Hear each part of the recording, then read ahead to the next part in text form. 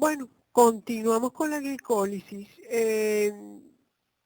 Con relación al consumo de ATP, hay consumo de ATP en la reacción de glucosa a glucosa 6-fosfato y de fructosa 6-fosfato a fructosa 1,6-bifosfato. Y hay producción de ATP en la reacción de 1,3-bifosfoglicerato a 3-fosfoglicerato y de fosfonol-piruvato a piruvato.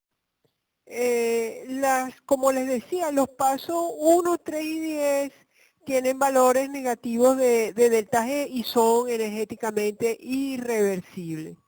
Y el resto de los pasos están cerca del equilibrio, la dirección de la reacción puede ser cambiada por las concentraciones de sustrato, ya eso se los había mencionado. Y con relación a la regulación de la glucólisis, las enzimas que son reguladas en esta vía metabólica son la hexocinasa, la fosfofructosinasa 1 y la piruvatosinasa. Y lo que activan, prácticamente lo que activa estas enzimas y por lo tanto lo que hace que se active la glicólisis son niveles de energía de las células bajos. Y las que la inhiben son niveles de energía de la célula elevada. Vamos a ver caso por caso. Por ejemplo, la hexocinasa es inhibida por la glucosa 6-fosfato, que es el mismo producto de la primera reacción, y por ATP. Quiere decir que si hay mucho ATP, esta enzima es inhibida para que no siga habiendo glicólisis. Recuérdense que hablamos del principio de la economía celular. Si los niveles de energía de las células están altas, entonces no es necesario que se dé esta ruta metabólica. Lo mismo, digamos, más o menos lo mismo para la fosfofructosinasa 1, es inhibida por la fructosa 2,6-bifosfato, es activada por la fructosa 2,6-bifosfato y por el AMP, que me está indicando si hay adenosín monofosfato, me está indicando que el nivel de energía de la célula es bajo, entonces se activa la glicólisis. Y es inhibida por el citrato que está formada en la primera reacción del ciclo del ácido cítrico. Si hay mucho citrato se inhibe la glicólisis, si hay mucho ATP se inhibe la glicólisis a través de la inhibición de esta enzima, que es la fosfofructosinasa 1. Y la piruvatosinasa, más o menos lo mismo, es activada por la fructosa 1,6-bifosfato y por el AMP. Y es inhibida por la acetil-CoA y por el ATP. Entonces podemos resumir que si los niveles de energía de las células están bajas, se activan esas tres enzimas, se activa la glicólisis. Y si los niveles de energía de las células están elevados, se inhiben estas tres enzimas y se inhibe la glicólisis. Bueno, esta lámina ya la hemos visto, el destino de ese piruvato de la glicólisis depende del oxígeno. Si el oxígeno es el aceptor final de los electrones en la cadena de transporte de electrones, ese piruvato se va a transformar en acetil-CoA, más el ciclo del ácido cítrico, esos equivalentes reductores NAD y FAD reducido van a la cadena de transporte de electrones y el oxígeno, el aceptor final de la cadena de transporte de electrones y se produce la síntesis de ATP. Si no tenemos allí el oxígeno como aceptor final de cadena de transporte de electrones, se puede dar el proceso de fermentación. El piruvato se transforma en etanol si es un fermentador alcohólico y se me reoxida la coenzima para que continúe la glicólisis. Y si es un fermentador homoláctico, se me va a formar entonces el lactato y se me reoxida la coenzima para que continúe la glicólisis. Y entonces en anaerobiosis solamente se me va a producir 2 ATP por cada molécula de glucosa que se utiliza.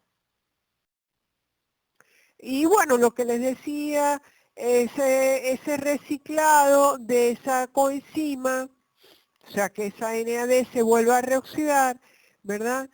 va a permitir que se siga dando la glicólisis, o sea, la transformación del piruvato en lactato, me va a permitir que se siga dando el proceso de la glicólisis porque yo necesito la NAD oxidada, NAD, para el paso de gliceraldehído 3-fosfato a 1,3-bifosfoglicerato. Entonces se sintetiza con esa NAD, se forma NAD reducido, en el paso de piruvato al lactato, entonces se va a generar la reoxidación de ese NAD reducido a NAD y por eso es que, digamos, se está produciendo unos productos que son de desecho para ese organismo fermentador, pero a la vez lo que permite es que se reoxide la coenzima. Y aparte de todo, el ser humano utiliza esos productos en lo que es el área de la microbiología industrial, utiliza el etanol, utiliza el lactato,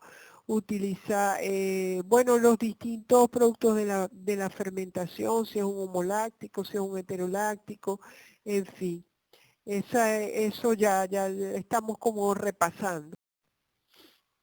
Bueno, y aquí está otra vez la glicólisis anaerobia, tiene lugar en las células musculares que se contraen rápidamente con una demanda de energía elevada.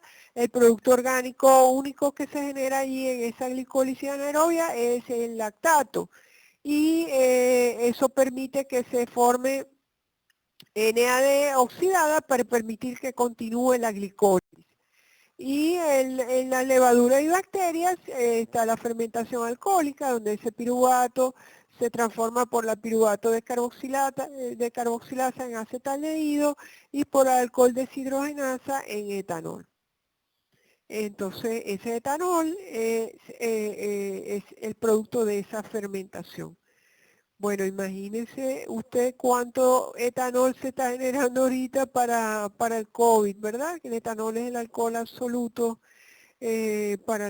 como desinfectante, ¿verdad? Entonces muy probablemente esos procesos de fermentación alcohólica en levaduras y bacterias se estén utilizando para esto. Bueno, y esta lámina ya la conocemos, la generación de ATP en el catabolismo de la glucosa. Ya yo se las presenté y se las he preguntado ya varias veces. Cuánto el rendimiento de ATP en condiciones aeróbicas. Hablamos de 31 ATP o 29,5 ATP, depende de los mecanismos de las lanzaderas que consumen algo de ATP. Entonces hablamos de 29,5 a 31 ATP en aerobiosis. Y en anaerobiosis 2 ATP. Es el rendimiento por el catabolismo de la glucosa en condiciones anaeróbicas, solamente 2 ATP. ¿Por qué? Porque no se da el ciclo del ácido cítrico, no se da la cadena de transporte de electrones, en fin, ya todo esto lo estuvimos estudiando. De todas maneras, esta es la misma lámina presentada de otra forma, la cantidad de ATP que se van sumando en cada uno de esos procesos. Entonces ahí está nuevamente la cantidad de ATP que se genera por el catabolismo de la glucosa. Entonces aquí están las vías, está la glucólisis, está el ciclo del ácido cítrico y habla de la cadena respiratoria. Entonces, por ejemplo, en la glicólisis de gliceraldehído 3-fosfato se producen 2 NAD que van a la cadena de transporte de electrones y van a producir 4,5 ATP. Luego la fosfogliceratocinasa me produce 2 ATP, la piruvatocinasa en esas reacciones, esas son las enzimas que catalizan esas reacciones, 2 ATP más y van sumando. Luego los dos que se consumen en la primera, por la exocinasa y la fosfofructosinasa se consumen 2 ATP. Entonces de 8,5 menos 2 van 6,5. Luego en el ciclo del ácido cítrico de la piruvato deshidrogenasa, la enzima que actúa allí formando 2 NAD que van a producir 5 ATP, de la isocitrato deshidrogenasa, 2 NAD que van a producir 5 ATP, de alfa-cetoglutarato deshidrogenasa, 2 NAD que van a producir 5 ATP.